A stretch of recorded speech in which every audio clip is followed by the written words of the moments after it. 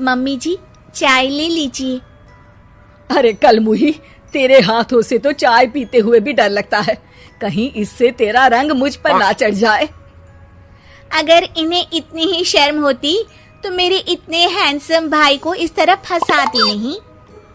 बानी और शिवम की लव मैरिज हुई है। बानी के ससुराल में उसकी ननद और सास हैं, जिन्हें अपने गोरे रंग पर बहुत गुरूर होता है, जिस वजह से वो बानी को सिर्फ उसके सांवले रंग की वजह से नापसंद करती है और हमेशा उसे ताने सुनाती रहती हैं। बानी उनकी सभी जली कटी बातें सुनकर चुपचाप वहां से चली जाती है। तुम माँ और छोटी को कुछ बोलती क्यों नहीं? मम्मी जी बड़ी हैं, हर छुटकी ना समझ, इस तरह उन्हें उल्टा जवाब देना सही नहीं। मेरी जिम्मेदारी उनकी सेवा करना है, जो मैं पूरे दिल से हमेशा करती रहूंगी। ऐसा बोलकर बानी रसोई में जाकर रात के खाने की तैयारी करने लगती है। रात को खाना खाते हुए बानी की सास उसे कहती है, कल मैंने अपनी फ्रेंड्स के साथ किटी पार्टी रखी है, समय से सारा खाना बना देना और अपना मनहूस चेहरा लेकर ज्यादा उनके सामने मत आना, समझी? माँ, बानी आप दोनों की कितनी परवाह करती है, फिर भी आप उससे इतना बुरा व्यवहार क्यों करती हैं? अरे एक तो लव मैरिज करके इस कलमुही को हमारे सर पर लाकर बिठा दिया और अब हम इसे कुछ बोल भी नहीं सकते क्या? भैया तो इनकी तरफदारी करेंगे ही, आखिर इन्होंने पूरी तरह उन्हें अपने वश में जो किया है। जिसे जो करना है करे, बस कल मेरा सारा काम समय पर हो जाना चाहिए। इस पर सब खाना खाकर सोने चले जाते हैं और अगले दिन बानी जल्दी उठकर सास की किटी पार्टी के लिए तैयारियां शुरू कर देती है, जिस पर पार्टी शुरू होने के बाद सास की सहेलियां कहती हैं, अरे वाह री, तेरी बहू ने तो बड़े स्वादिष्ट समोसे बनाए हैं। हाँ भाई, रंग कैसा भी हो, खाना बनाने में बिल्कुल अन्नपूर्णा है। अरे इसकी भी क्या बात करनी, मेरी बेटी से मिलो, इसकी सुंदरता के आगे तो उर्वशी रंभा भी फेल है।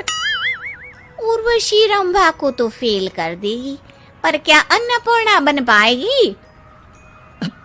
अरे इसे काम करने की क्या जरूरत, उसके लिए बानी है तो, और मैं तो इसकी शादी भी किसी नौकर चाकर वाले घर में ही करूंगी।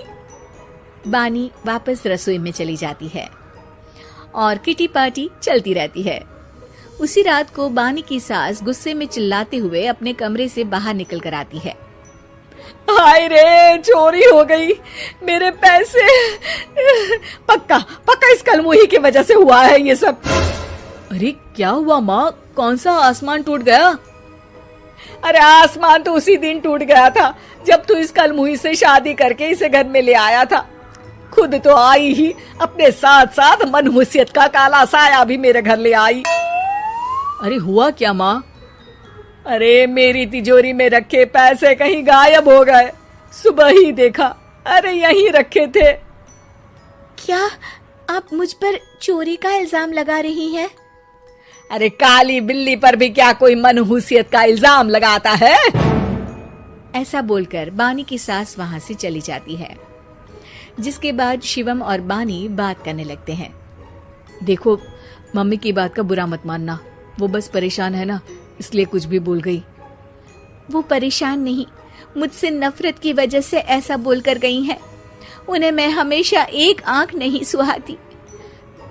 देखो बानी, अगर तुम चाहो तो हम दूसरा घर लेकर वहां शिफ्ट कर सकते हैं। आखिर तुमसे प्यार करके तुम्हें अपनी जिम्मेदारी पर इस घर में लेकर आया हूँ, इस तरह टॉर्चर नहीं होने दे सकता। अगर आप साथ हैं तो मुझे किसी चीज की टेंशन नहीं, और आखिर वो हमारी बुजुर्ग हैं, हम उन्हें और छुटकी को इस तरह अकेले छोड़कर कैसे जा सकते हैं? इसके बाद बानी भी अपने कमरे में चली जाती है और अब हर रोज उसकी सास की तिजोरी से पैसे गायब होने लगते हैं। इसी तरह कुछ समय बीत जाता है और वो हर बार हर चीज का इल्जाम बानी पर लगाती है, पर बानी कभी कुछ भी नहीं बोलती। कलमुही नास पीटी, बहू को घर की लक्ष्मी बोलते हैं, ये तो पनौती बनकर आई है, पनौती। एक रात बानी की सास को आधी रात में प्यास लगती है, तो वो पानी पीने रसोई की तरफ जाती है। तभी उसे अपनी बेटी के कमरे में कुछ आवाज सुनाई देती है। हाँ हाँ, मैंने मम्मी की तिजोरी से हर रोज थोड़े थोड़े पैसे निकाल कर हम दोनों के लायक खूब पैसे इकट्ठे कर लिए हैं। और मम्मी आज तक उस सब के लिए भाभी को ही जिम्मेदार समझती है।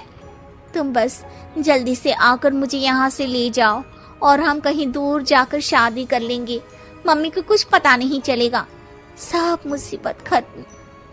अपनी बेटी की ये सारी बातें सुनकर बानी की सास भौचक्की रह जाती है और अपने कमरे में वापस चली जाती है। जब अगली सुबह बानी सास के कमरे में आती है, मम्मी जी, क्या बात है, आज आप कमरे से बाहर ही नहीं आई? आपकी तबीयत तो ठीक है ना? क्या छुटकी कमरे से बाहर आई या तुम उसके कमरे में गई? नहीं नहीं, क्यों, जाना है क्या? मैं अभी चली जाती हूँ। नहीं, कोई कहीं नहीं जाएगा। इस पर वो बानी को साथ लेकर कमरे से बाहर आती है, जहाँ शिवम भी होता है। वहाँ उसकी सास बोलती है, छुटकी मेरी तिजोरी के सारे पैसे लेकर अपनी माँ के बारे में कोई ख्याल करे बिना किसी लड़के के साथ घर छोड़कर चली गई। और बहू, तुमने मुझ जैसी सास की सेवा करने के लिए अपने ही पति के साथ दूसरे घर जाने से मना कर दिया। मैंने हमेशा तुम्हारा रंग देखा अच्छा ही नहीं, जो मेरी सबसे बड़ी गलती है। मुझे माफ कर दे बेटा। और इसके बाद बानी की सास कभी अपनी बहू की तारीफ करते थकी नहीं।